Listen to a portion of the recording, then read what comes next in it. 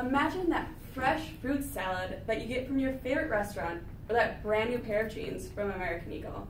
All this is related to agriculture.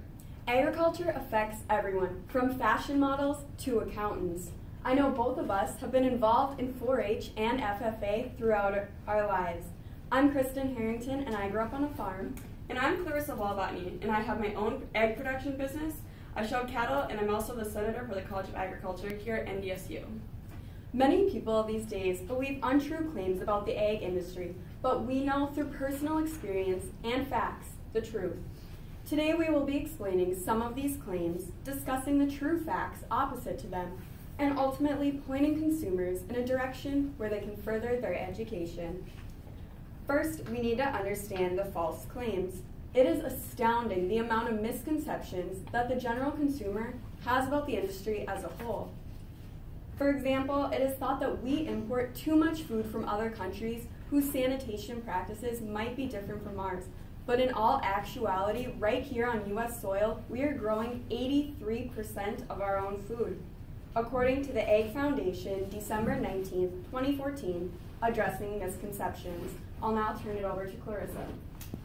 What's more, people are especially wary about topics relating to animals and their food. How many of us believe that antibiotics are in our poultry or our chicken that we eat at different restaurants? There's actually no antibiotics in our chicken. So when you go to Panera and you see no antibiotics in our chicken, none of it has it, even the ones in the grocery store.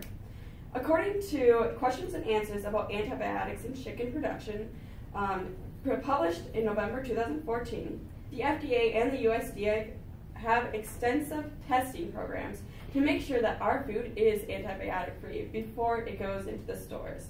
Just like animals, humans, we all need antibiotics to stay healthy. Going over, animals, like pigs, are often seen in social media crammed into small spaces by large factory farms. But did you know that less than 1% of all farms are considered factory farms? They're actually more family farms, like Kristen's.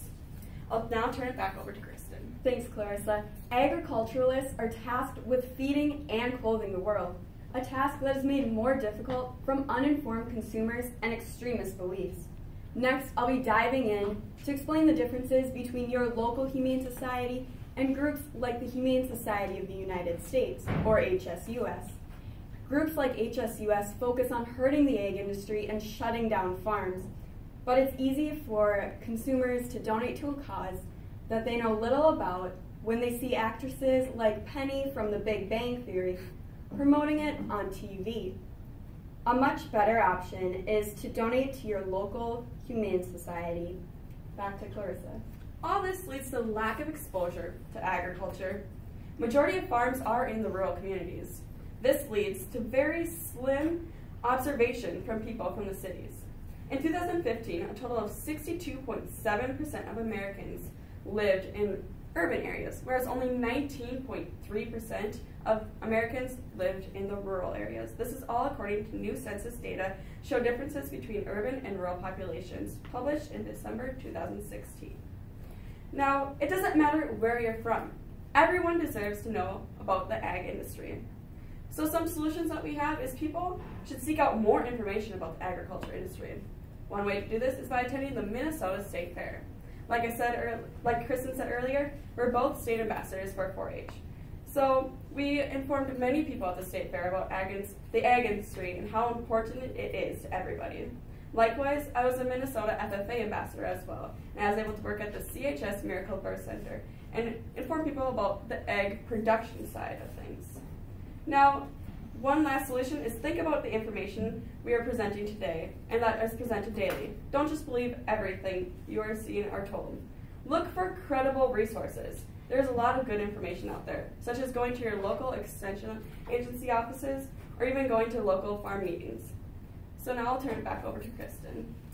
Today we explained reasons why everyone needs to become informed about agriculture. We talked about negative rumors about general agriculture, then more specifically about animal agriculture. We discussed the problem, including extremist groups like HSUS and a lack of exposure to the industry. And finally, we provided simple solutions, such as independently finding out more information and attending a state fair. So now, whenever you are eating at the bookstore, or eating at the union, or shopping at the bookstore, remember that you are affected by agriculture. It is as easy as buying a fare ticket to be informed, a consumer. We urge you to be engaged in these simple actions that will benefit you overall. Go advocate. Thank you.